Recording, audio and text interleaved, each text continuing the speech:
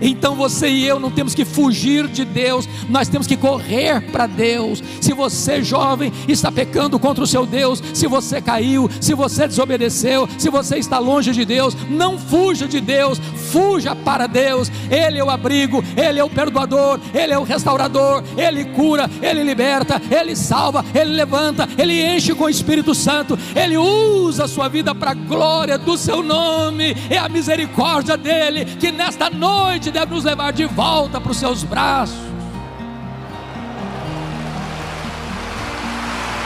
Olá, amigos do canal Biblicamente, sejam todos muito bem-vindos. Hoje trago para vocês mais uma mensagem poderosa e edificante que com certeza vai tocar o seu coração. Vamos assistir juntos.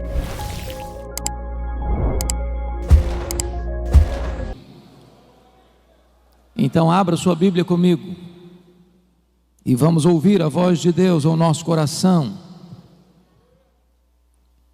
Abra em Joel, profeta Joel, capítulo 2.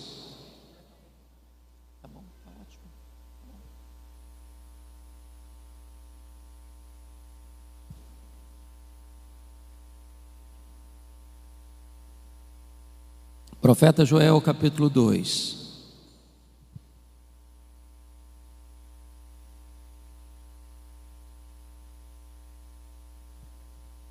Nós vamos ler dos versos 12 ao verso 17, Joel capítulo 2. Ainda assim, agora mesmo, diz o Senhor, convertei-vos a mim de todo o vosso coração, e isso com jejuns, com choro e com pranto. Rasgai o vosso coração, e não as vossas vestes, e convertei-vos ao Senhor, vosso Deus, porque Ele é misericordioso e compassivo, e tardio em irar-se, e grande em benignidade, e se arrepende do mal.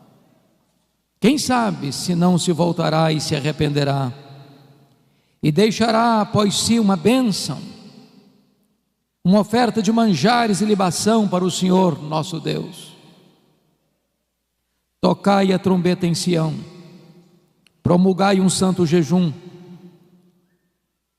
proclamai uma assembleia solene, congregai o povo, santificai a congregação, ajuntai os anciãos, reuni os filhinhos e os que mamam. Saia o noivo da sua recâmara e a noiva do seu aposento. Chorem os sacerdotes, ministros do Senhor, entre o pórtico e o altar, e orem. Poupa o teu povo, ó Senhor,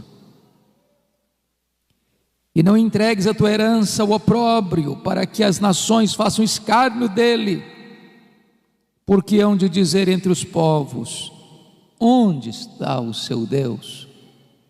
Ainda nesse mesmo capítulo, versos 28 e 29, e acontecerá depois que derramarei o meu espírito sobre toda a carne, vossos filhos e vossas filhas profetizarão, vossos velhos sonharão, e vossos jovens terão visões. Até sobre os servos, sobre as servas, derramarei o meu espírito naqueles dias. Aleluia, amém. Eu estou diante de uma assembleia majoritariamente de jovens.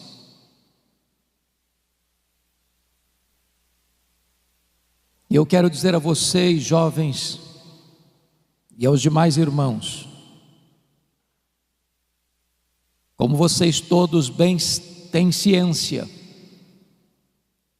de que nós estamos vivendo os tempos mais críticos, mais difíceis, mais amargos das últimas gerações.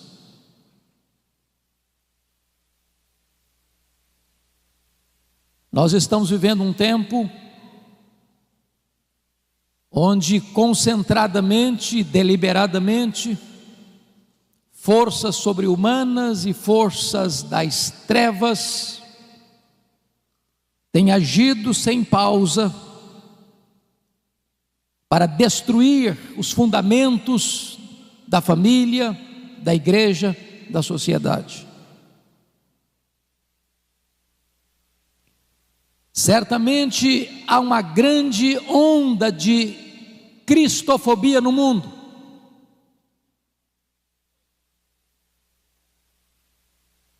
Em muitos lugares, enquanto estamos reunidos aqui, crentes estão sendo presos, torturados, mortos. Mas essa não é a perseguição mais perigosa, porque ao longo da história o sangue dos mártires tem sido a sementeira do Evangelho. A perseguição mais perigosa é a ideológica, é a filosófica, é aquela que vem de mansinho, se aninha, se instala e vai minando a fé cristã, vai destruindo os fundamentos. E esta onda que nós estamos vendo hoje, nas universidades, nos parlamentos, nas cortes, onde nações outrora protestantes evangélicas já estão se curvando, cedendo e se colocando de cócoras diante desse ataque tão sutil, mas tão frontal.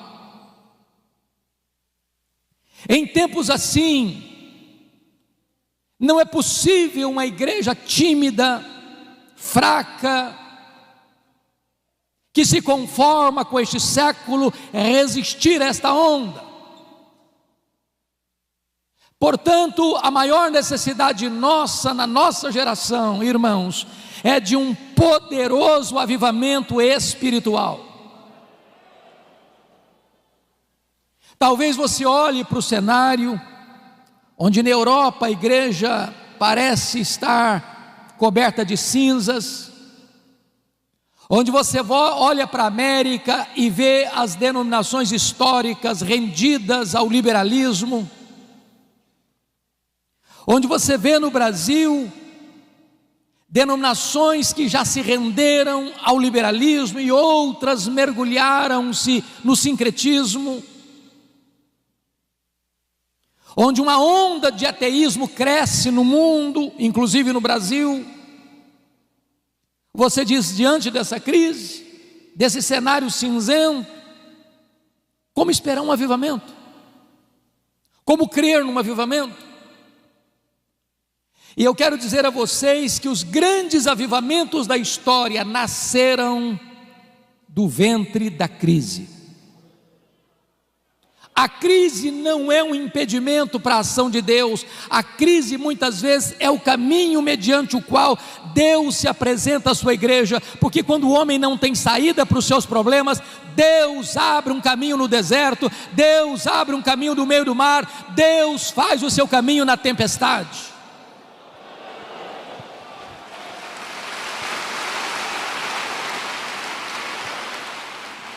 E eu queria que você, com a Bíblia aberta no texto comigo, eu preciso que você esteja com a sua Bíblia aberta no texto, para nós entendermos qual era a crise que o profeta Joel estava descrevendo para propor um avivamento ou uma volta profunda para Deus.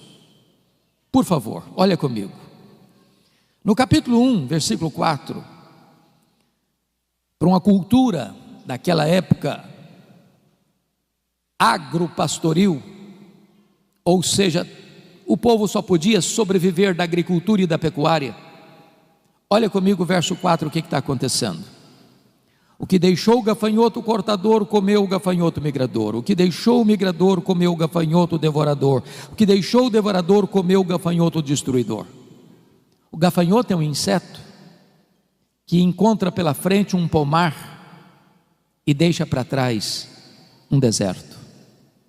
O gafanhoto é um inseto que come e defeca ao mesmo tempo. E esses 4 bandos de gafanhotos trouxeram uma devastação total para a agricultura daquele tempo. Se não bastasse isso, em segundo lugar, veja comigo o verso 10, do capítulo 1. O campo está assolado e a terra de luto, porque o cereal está destruído, a vide se secou, as olivas se murcharam. O que você nota aqui é um cenário de seca severa. As chuvas não descem, o solo não produz, não tem alimento, os armazéns estão vazios, os celeiros estão vazios, a mesa está sem comida. Mas em terceiro lugar, olha comigo o verso 12 deste capítulo 1. A vide se secou, a figueira se murchou, a romeira também e a palmeira, entenda-se aqui a tamareira, e a macieira, todas as árvores do campo se secaram, e já não há alegria entre os filhos dos homens. Se você percebeu, todas estas árvores descritas são frutíferas, a base da economia, a base da comida na mesa, a base da sustentação do povo. Estamos falando de uma crise de sobrevivência, não só de um ataque de insetos, mas de uma seca severa. Mas tem mais. Olha comigo o versículo 17. A semente mirrou debaixo dos seus torrões, os celeiros foram assolados, os armazéns derribados, porque se perdeu o cereal. Em outras palavras, mesmo diante da seca e do ataque de insetos, o povo ainda pegou as suas poucas sementes que tinham e apostou na esperança e plantou na esperança de que aquela semente pudesse ser regada por uma chuva e pudessem ter colheitas. Mas até esta semente morreu mirrada no ventre da terra. Mas tem mais. Como é que fica diante disso a pecuária? Olha o verso 18. Como geme o gado, as manadas de bois estão sobremodo inquietas, porque não tem pasto, também os rebanhos de ovelhas estão perecendo. Em outras palavras, agora não só não tem fruto, como não tem gado, como não tem carne, como não tem leite, como não tem manteiga, como não tem provisão, como não tem comida. A nação está assolada por uma crise financeira sem precedentes.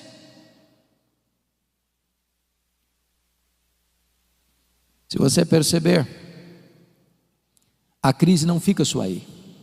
Quando chega no capítulo 2, o profeta faz a descrição de uma invasão militar. Muito provavelmente ele está descrevendo aqueles dias vividos pelo rei Ezequias, quando o reino do norte, cuja capital era Samaria, caiu no poder da Síria. E agora este mesmo poderoso exército que derrotou as 10 tribos do norte, cerca Jerusalém. Um poder irresistível.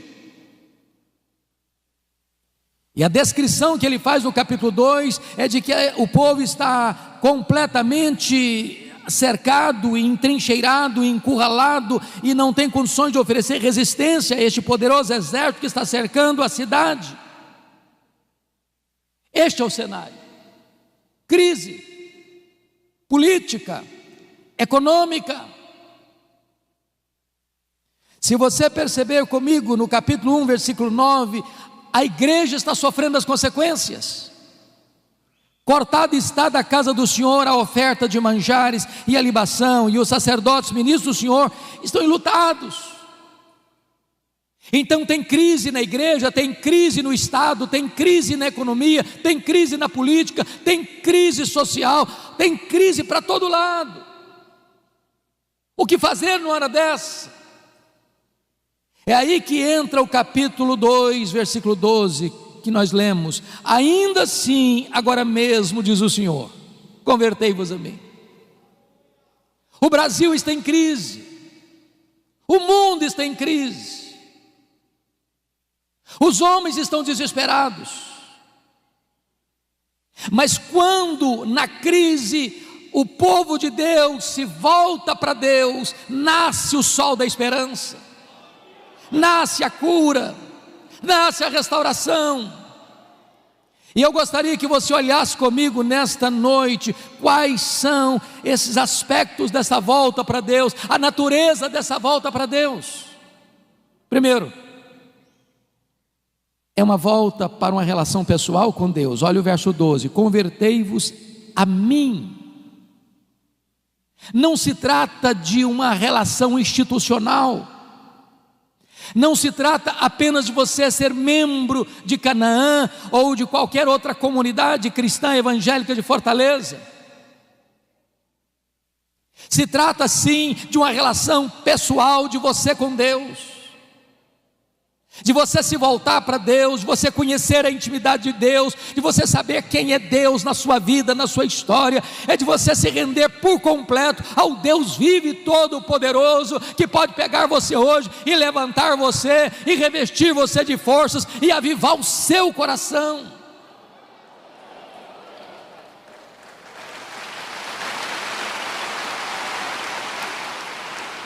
Mas em segundo lugar, irmãos, esta volta é uma volta com profundidade, porque o texto diz: convertei-vos a mim de todo o vosso coração.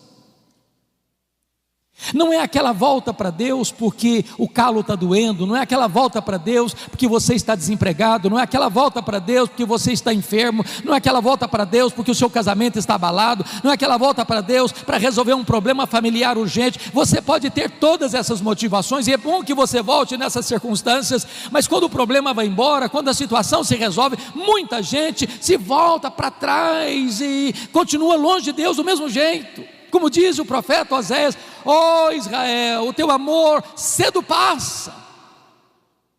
Deus quer que você se volte para Ele com profundidade, de todo o seu coração, que Ele seja o amado da sua alma, que Ele seja o prazer da sua vida, que Ele seja o deleite do seu coração, que Ele seja a sua maior riqueza, que Ele seja o seu maior tesouro, que Ele seja a sua riqueza e a sua herança.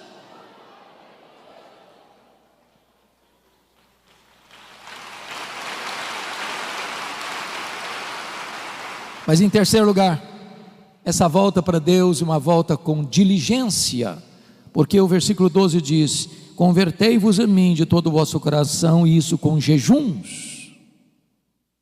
Parece-nos que este é um exercício espiritual, uma disciplina espiritual desprezada nos nossos dias. O que é jejum? Qual foi a última vez que você jejuou para se voltar para Deus? Jejum é quando você se abstém do bom pelo melhor. Quando você come, você se alimenta do pão da terra. Mas quando você jejua, você se alimenta do pão do céu. O pão da terra é um símbolo do pão do céu. Mas quando você abre mão do pão da terra para jejuar, você está dizendo que o pão do céu é mais importante e é mais saboroso do que o pão da terra. Jejum é fome de Deus. A nossa geração está tão acostumada com o sabor do pão da terra que perdeu o sabor do pão do céu. A nossa geração está tão acostumada com o pão da terra que perdeu o apetite pelo pão do céu. E nós precisamos buscar a Deus, entendendo que não só de pão vive o homem, mas de toda a palavra que procede da boca de Deus.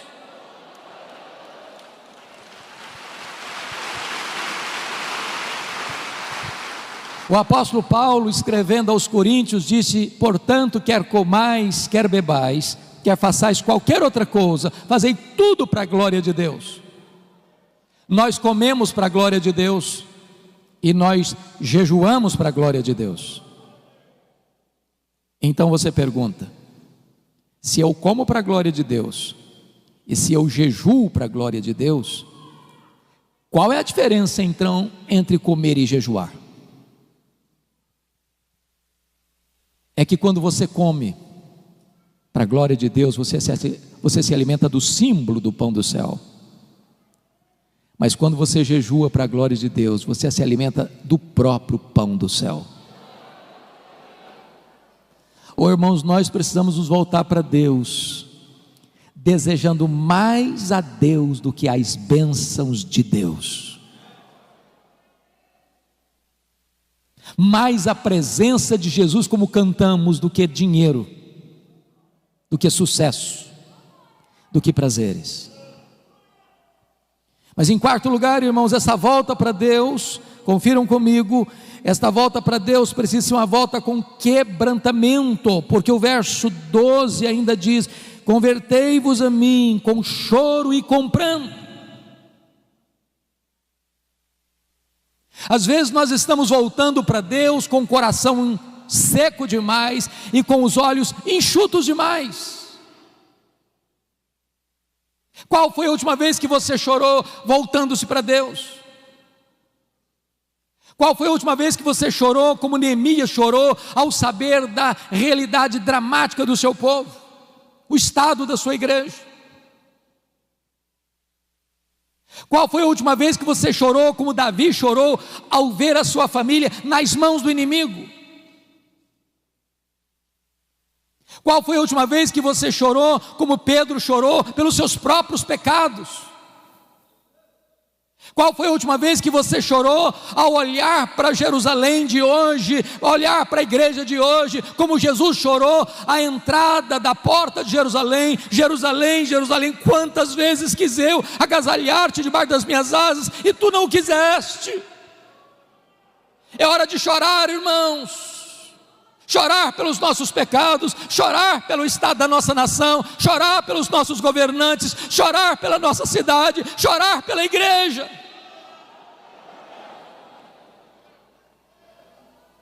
Mas notem mais, essa volta para Deus, em quinto lugar, precisa ser uma volta com sinceridade, porque o verso 13 diz: rasgai o vosso coração e não as vossas vestes, e convertei-vos ao Senhor vosso Deus. O que significa isso? Esta cerimônia de rasgar as vestes acontecia quando alguém ficava muito chocado, atônito com a situação de escândalo, de vergonha, de pecado, de opróbrio. Então, quando as pessoas viam alguma coisa muito triste, muito dolorosa, muito escandalosa, e elas ficavam com um senso de vergonha diante daquela realidade, eles rasgavam as roupas. Mas de repente a cerimônia ou o fato de rasgar as roupas foi se tornando um hábito, um costume, e virou um emblema de uma espiritualidade hipócrita, mentirosa, uma espiritualidade cênica, um teatro espiritual. E sabe, irmãos, não tem nada mais perigoso do que o nosso coração enganoso. De repente nós começamos a fingir uma espiritualidade que não temos. De repente nós temos uma espiritualidade de palco, de performance, de teatro, onde nós passamos uma ideia de que somos cheios do Espírito Santo quando estamos secos. De repente nós passamos uma espiritualidade de gente de Deus, de cheio do Espírito Santo, de oração e de piedade, que isso não acontece mais. Muitas vezes nós somos como Moisés, que desceu do monte Sinai, o rosto dele brilhava, e diz a Bíblia que as pessoas não podiam se aproximar dele por causa da glória de Deus, do brilho do rosto dele. E então o que Moisés fez? Ele pôs um véu no rosto, para que as pessoas pudessem se aproximar. Mas esse homem tão ousado, esse homem que fez dobrar diante dele com um cajado na mão o mais poderoso império do mundo, o império egípcio, diz a Bíblia que num dia ele foi covarde, ele não foi ousado, ele não foi corajoso. Sabe que dia? Quando ele percebeu que aquele brilho do rosto dele estava desvanecendo, e ele não queria que ninguém soubesse disso. Ele manteve o véu quando não precisava mais do véu. Ele queria passar uma imagem para as pessoas que ele era muito espiritual. Ele queria passar para as pessoas a ideia de que a Shekinah de Deus estava no rosto dele. E diz Paulo, nesse dia ele não foi ousado, E você e eu, se queremos experimentar um poderoso reavivamento espiritual, precisamos ter muito cuidado com os clichês, com os jargões que nós criamos. Às vezes nós vamos orar, damos uma tremidazinha na voz para passar a ideia que nós somos espirituais. Deus não se importa com isso. Ele conhece o coração. Ele está dizendo: rasgue o coração, rasgue o coração, rasgue o coração nessa volta para mim.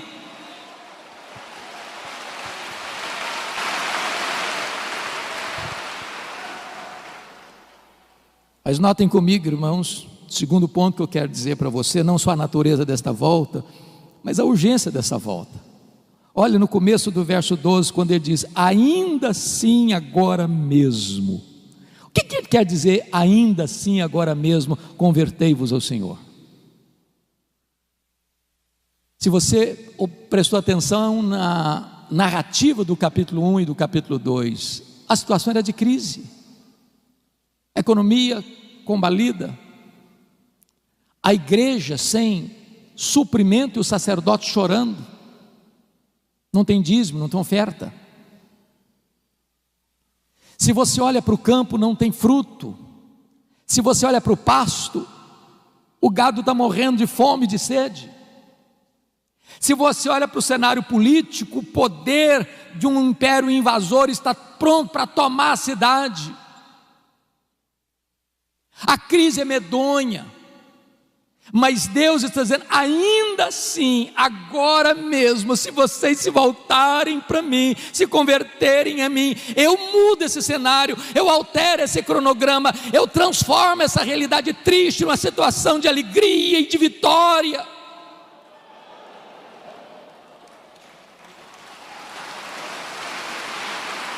Os destinos de uma nação, irmãos, não estão nas mãos dos governantes. Não é de Brasília que procede a restauração da nação, é do coração da igreja de Jesus Cristo.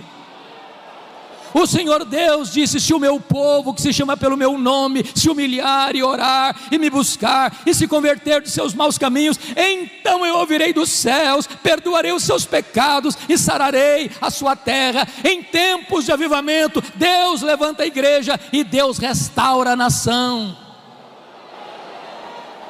Eu quero conclamar você, jovem, você pai, você mãe que está aqui. É tempo de nós nos voltarmos para Deus. Não dá para esperar mais, não dá para sermos crentes meia boca mais, não dá para sermos crentes mornos mais, não dá para sermos gente descomprometida mais. É tempo de nos voltarmos para Deus. Isso é urgentíssimo.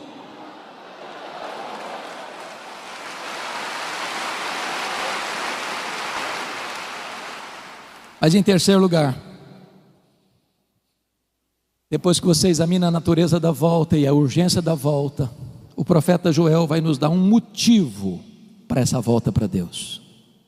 Confira comigo o verso 13. Convertei-vos ao Senhor vosso Deus. Por quê? Olha a razão. Por quê? Porque Ele é misericordioso e tardio em irar-se, e grande em benignidade, e se arrepende do mal.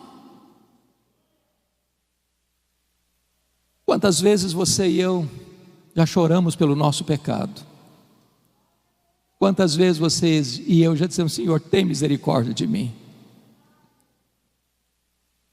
Porque se Deus observar os nossos pecados, nós vamos perecer. Talvez você pergunte: mas como assim, pastor? Pecando? Presbíteros, líderes? Deixa eu dizer uma coisa a você. Se você não está vendo os seus pecados, é porque você está longe da luz. As pessoas que mais confessam os seus pecados e mais choram pelos seus pecados, não são as que mais pecam, são as que mais perto de Deus andam. Porque quando nós estamos na presença daquele que é santo, santo, santo, até os serafins cobrem o rosto.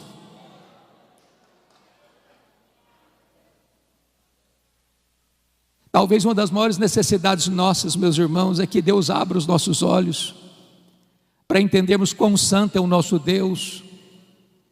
E este Deus é o Deus que é compassivo e benigno. Ele habita lá no alto e sublime trono, mas Ele habita com abatido e contrito de coração. E se você se voltar para Ele, Ele se volta para você. Se você correr para Ele, Ele vai abraçar você, Ele vai tirar suas vestes sujas, Ele vai restaurar a sua vida, Ele vai fazer uma festa com a sua volta, e você vai ter uma alegria tão gloriosa e bendita da comunhão com Ele. Então você e eu não temos que fugir de Deus, nós temos que correr para Deus. Se você, jovem, está pecando contra o seu Deus, se você caiu, se você desobedeceu, se você está longe de Deus, não fuja de Deus, fuja para Deus. Ele é o abrigo, Ele é o perdoador, Ele é o restaurador, Ele cura, Ele liberta, Ele salva, Ele levanta, Ele enche com o Espírito Santo, Ele usa a sua vida para a glória do seu nome. É a misericórdia dEle que nesta noite deve nos levar de volta para os seus braços.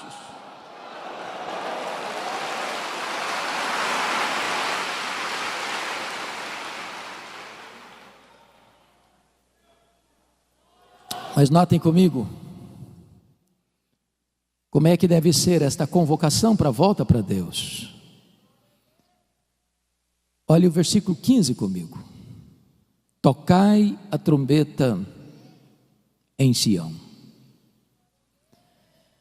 Irmãos amados, está escrito: promulgai um santo jejum e proclamai uma assembleia solene. O que esse texto está dizendo é que o seu e o meu problema não está lá fora, está aqui dentro do nosso coração. A trombeta não é tocada para fora dos muros, a trombeta é tocada para dentro de Sião.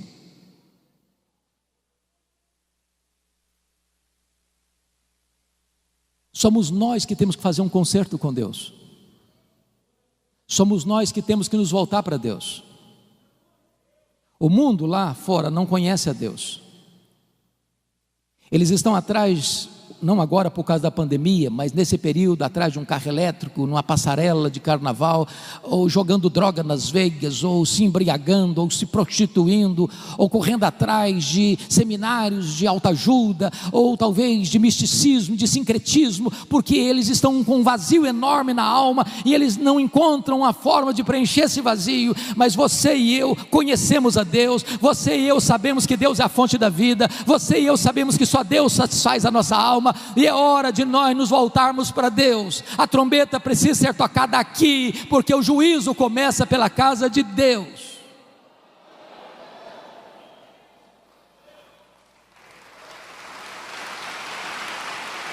O nosso maior problema não vem de fora, mas vem do nosso próprio coração. E é curioso, meus amados, que há um momento em que o jejum deixa de ser particular. Jesus disse que quando você for jejuar, não é se, é quando, porque pressupõe que crente jejua. Você deve lavar o rosto, você não deve fazer propaganda, você não deve trocar trombeta. Mas há um momento em que a crise é grande e é geral. Esse jejum não é mais particular, esse jejum é convocado, é conclamado, ele é geral, ele é para todos. E quem sabe nós precisamos hoje, irmãos, dizer: meu Deus, nós precisamos nos voltar para Ti. E todos precisam voltar. Você precisa voltar. É necessário conclamar um jejum solene, uma convocação solene, uma assembleia solene, para que todos se voltem para Deus. Mas quem são esses integrantes que vão voltar para Deus? Confira comigo, por gentileza, o versículo de número 16: congregai o povo, santificai a congregação, ajuntai os anciãos. Primeiro, os anciãos. Quem são os anciãos? São os líderes.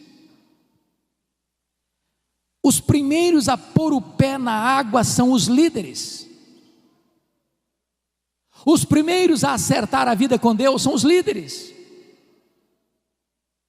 Os primeiros a buscarem a Deus são os líderes.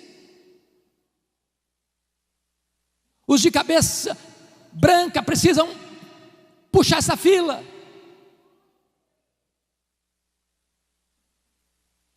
E eu estou certo de que a liderança desta igreja está incomodada, e está desafiada, está desejosa de conclamar esta congregação a se voltar para Deus. E esta liderança está botando o pé na frente: estamos aqui, venham conosco.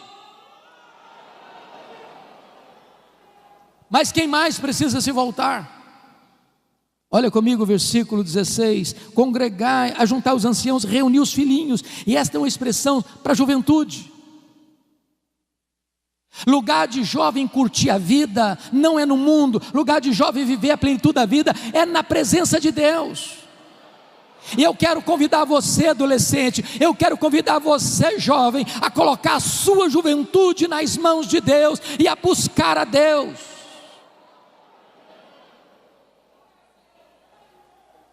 Eu ontem compartilhei com o pastor Gessé da minha alegria de vê-lo convocando a juventude para um café, que não era um café, era um encontro, um bate-papo sobre as coisas mais importantes que esta geração de cabelos brancos, esta geração de anciãos está dizendo: nós já cumprimos o nosso ministério, estamos concluindo o nosso ministério, mas esse ministério não vai parar, esse ministério não vai ser interrompido, esse ministério não vai acabar. Nós estamos passando o bastão para a nova geração, e esta nova geração precisa estar imbuída do mesmo propósito, conhecendo a Deus, amando a palavra de Deus, comprometida com a palavra de Deus, para pregar a palavra de Deus no poder do Espírito Santo de Deus, para que a igreja de amanhã, a igreja, a segunda geração, seja mais viva, seja mais cheia do Espírito Santo, seja mais comprometida do que a geração atual. Você, jovem, não está dispensado deste encontro com Deus. Se você olhar para a história da igreja, talvez os dois maiores avivamentos depois da reforma do século XVI aconteceram sob a liderança de jovens. O avivamento da Inglaterra do século XVIII começa com estudantes da Universidade de Oxford. Avivamento que levanta a igreja das cinzas e que restaura a nação de uma crise medonha. No começo do século XX, no país de Gales, um país marcado pela jogatina e pela prostituição, o avivamento começa com um adolescente, Evan Roberts. E durante 6 meses, 100 mil pessoas salvas, a nação impactada, os estádios de futebol ficaram vazios e as igrejas lotadas. E Deus restaurou aquela nação. Então eu quero conclamar você, adolescente, eu quero conclamar você, jovem, para você se voltar para Deus e experimentar um poderoso avivamento em seu coração nesses dias. Mas quem mais deve se voltar? Confira comigo o versículo 16: também reuni os que mamam. Eu tenho visto muita gente: não, criancinha não pode ir para a igreja, é muito melindroso, é muito pequenininho, é muito sensível, é muito vulnerável. Na nossa geração, traziam-nos para a igreja quase que logo depois do parto. Estamos vivos até hoje. Igreja é lugar de criança. Criança precisa vir para a igreja desde a meninice mais tenra, no braço do pai, no braço da mãe, no colo do pai, no colo da mãe, porque é aqui que ele começa a aprender, a conhecer a palavra de Deus, a amar a palavra de Deus e a conhecer a igreja do Deus vivo. As crianças não estão dispensadas nessa coletividade de buscar ao Senhor.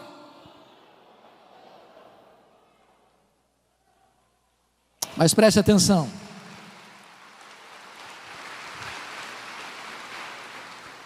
Quem é que deve buscar o Senhor? Diz o texto no verso 16: sai o noivo da sua recâmara e a noiva do seu aposento. O que significa isso? Vocês que conhecem a Bíblia sabem que na cultura judaica, quando um rapaz se casava, uma moça se casava, esse rapaz era dispensado do serviço militar durante 1 ano, para desfrutar da vida conjugal. Deus está quebrando aqui um protocolo. Deus está aqui dizendo o seguinte: olha, essa busca, esse acerto com Deus é tão urgente que você interrompe a lua de mel. Até no dia das núpcias de um rapaz e de uma moça, ele e ela não estão dispensados desta volta para Deus, desta busca de uma restauração espiritual. Mas o que me marca profundamente, irmãos, é que no verso 17, Deus destaca alguém nessa busca,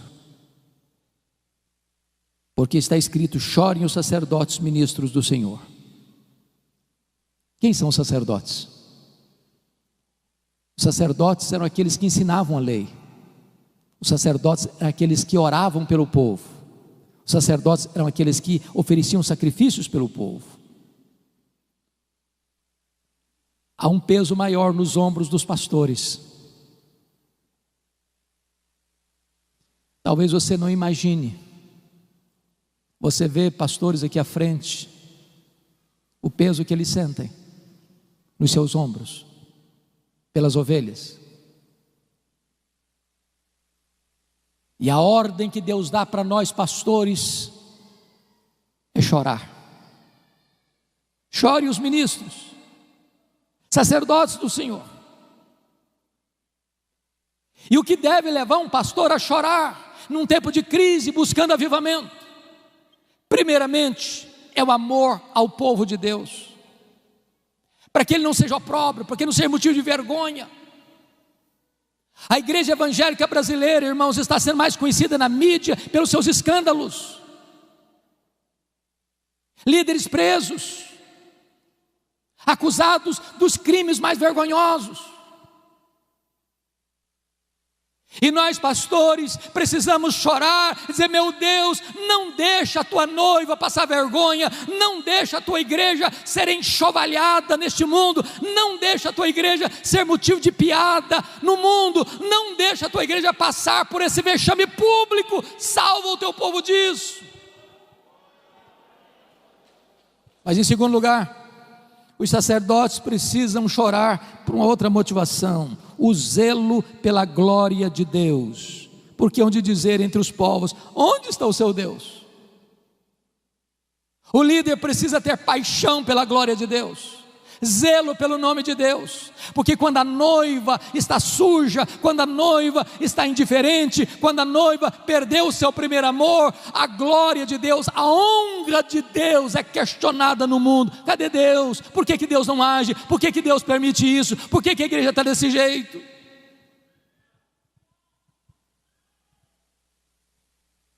Mas notem comigo, irmãos, que quando o povo atende à conclamação de Deus, um milagre extraordinário começa a acontecer. E a primeira coisa, confira comigo o verso 18, porque tem uma palavra aí que é a dobradiça do texto, é o elo de ligação do texto. Então, o Senhor se mostrou zeloso da sua terra e compadeceu-se do seu povo. Oh, irmãos, nós aguardamos esse tempo de avivamento. Sabe o que vai acontecer? Deus reverte tudo aquilo que estava descrito de crise no capítulo 1. Se não, vejamos. Primeiro, olha o versículo 19 comigo. E respondendo lhe disse: eis que vos envio o cereal e o vinho e o óleo, e dele sereis fartos, e vos não entregarei mais ao opróbrio entre as nações. A economia é recuperada. Quem restaura a economia é o próprio Deus. Segundo lugar, olha comigo o versículo 20, diante do cerco do inimigo, olha o que vai acontecer: mas o exército que vem do norte eu removerei para longe de vós, lançá-lo-ei em uma terra seca e deserta. O inimigo que está entrando, invadindo, ameaçando, Deus o dispersa, Deus dá livramento. Terceiro, numa época de chuva, de seca, olha o resultado no verso 23: alegrai-vos, pois, filhos de Sião, regozijai-vos no Senhor vosso Deus, porque Ele vos dará em justa medida a chuva, fará descer como outrora a chuva temporã e a serôdia. Agora não tem mais seca, tem chuva. Quarto lugar, diante do ataque dos gafanhotos. Olha o resultado no verso 25: restituir-vos-ei os anos que foram consumidos pelo gafanhoto migrador, pelo destruidor, pelo cortador, o meu grande exército que enviei contra vós outros. Agora preste atenção. Quem mandou os gafanhotos? Não foi o diabo? Eles não vieram de moto próprio. O próprio Deus mandou os 4 grupos de gafanhotos, como disciplina ao seu povo, para que o seu povo se voltasse para Ele. Oh, irmãos amados, Deus está tocando trombetas aos nossos ouvidos. A crise mundial é uma voz altissonante de Deus à sua igreja: meu povo, volte-se para mim, volte-se para mim, volte-se para mim. Que quem tem poder de reverter essa crise sou eu. Quem tem poder de suspender essa crise sou eu. Quem tem poder de levantar a igreja e restaurar as nações sou eu.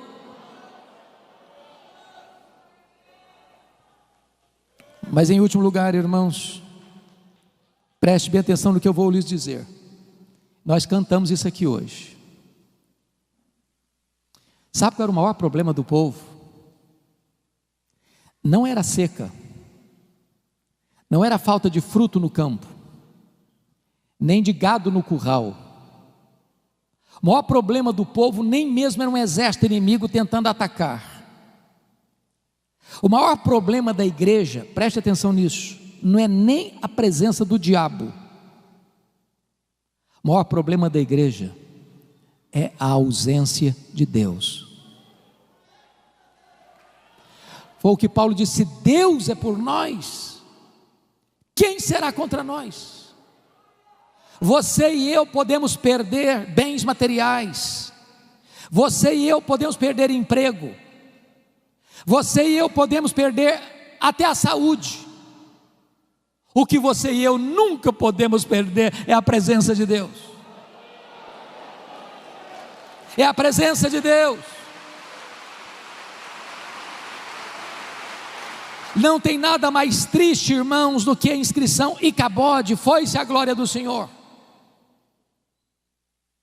É por isso que está escrito no verso, confira comigo aí por gentileza, 27: sabereis que eu estou no meio de Israel, e que eu sou o Senhor vosso Deus, e não há outro, e o meu povo jamais será envergonhado. É a presença de Deus, é a presença de Deus, é a presença de Deus. Eu quero concluir levando você agora para os versos 28 e 29, porque está escrito assim: e acontecerá depois, preste atenção, não antes, e acontecerá depois. Depois de quê? Depois que o povo de Deus se volta para Deus de todo o coração, com jejuns, com choro, com pranto, rasgando o coração e não as vestes. Depois que o povo de Deus se volta para Deus, olha a promessa: e acontecerá depois que derramarei o meu espírito sobre toda a carne. Vossos filhos e vossas filhas profetizarão, vossos velhos sonharão, vossos jovens terão visões, e até sobre os servos e sobre as servas derramarei o meu espírito naqueles dias. Sabe o que aconteceu, irmãos?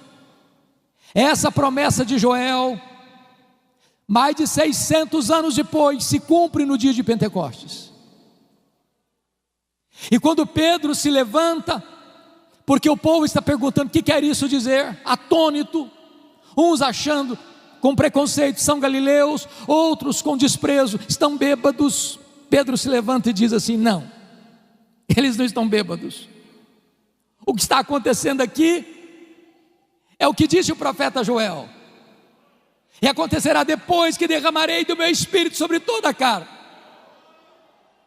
E esta promessa não é apenas para nós, não é apenas para vós, é para os vossos filhos, é para aqueles que estão ainda longe, é para quantos o Senhor nosso Deus chamar. Significa o seguinte: essa promessa de Joel é para a igreja evangélica, Assembleia de Deus, Ministério Canaã. Esta promessa é para você que está aqui hoje, nesta noite. Esta promessa é para você que está acompanhando este culto pela internet. Esta promessa é para a igreja evangélica brasileira. Esta promessa é para os nossos dias.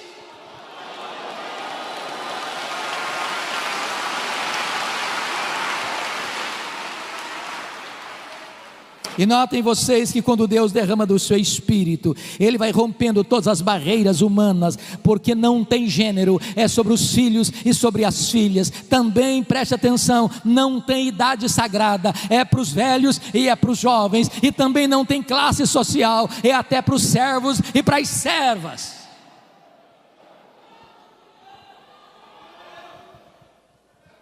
E diz o texto, duas coisas eu destaco para fechar: vossos filhos e vossas filhas profetizarão. Ô pastor, como é bom ter a perspectiva de ver jovens se levantando para pregar. Deixa eu lhes dar um pequeno testemunho. Quando eu nasci, minha mãe me consagrou para Deus, para ser pastor, porque ela tinha que fazer uma escolha entre a vida dela e a minha. O médico disse: não dá para salvar os dois, tem que fazer uma escolha. E a minha mãe disse: eu não abro mão desse filho, estou pronto a morrer por ele, a dar minha vida para ele, mas eu não desisto dele. E a minha mãe fez um voto para Deus e disse: se esse filho sobreviver, eu quero que ele seja um pastor, eu o consagro para ser um ministro do Evangelho. Deus ouviu a oração da minha mãe e eu nasci. Mas a minha mãe sabe que foi, nunca me contou esse projeto dela com Deus, porque ela não queria que eu fosse sugestionado para um seminário. Ela queria que Deus me chamasse.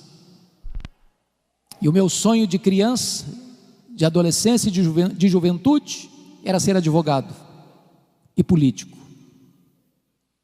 Eu não abria mão de assistir todos os comícios da minha cidade. No dia que eu fiz 18 anos, eu tirei meu título, me filiei num partido e tinha sonhos.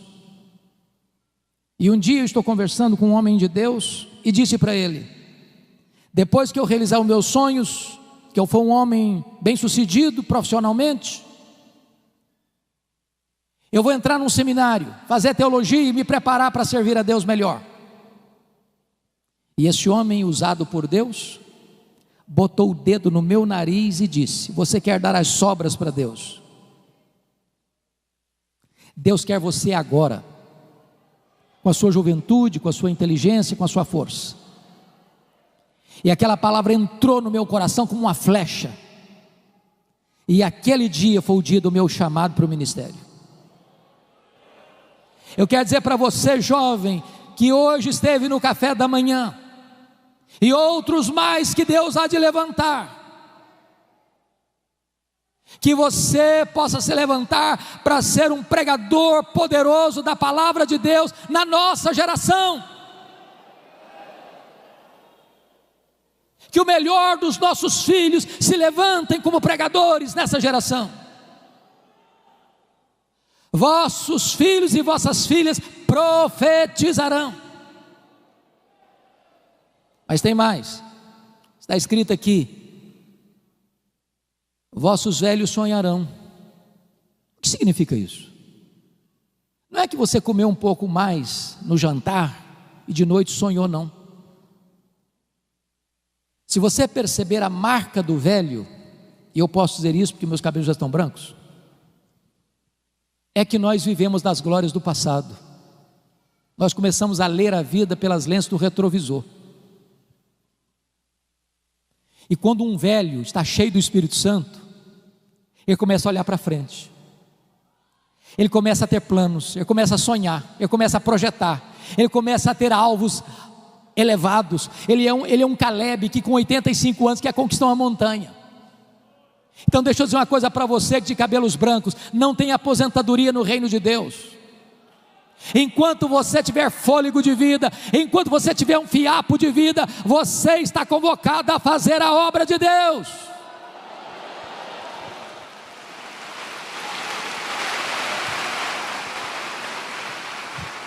Não é hora de você vestir um pijama, não é hora de você ficar numa cadeira de balanço, é hora de você se levantar e usar a sua sabedoria, e usar o seu conhecimento, e usar a sua experiência, e usar as forças que Deus vai lhe dar, para ser uma bênção nas mãos de Deus.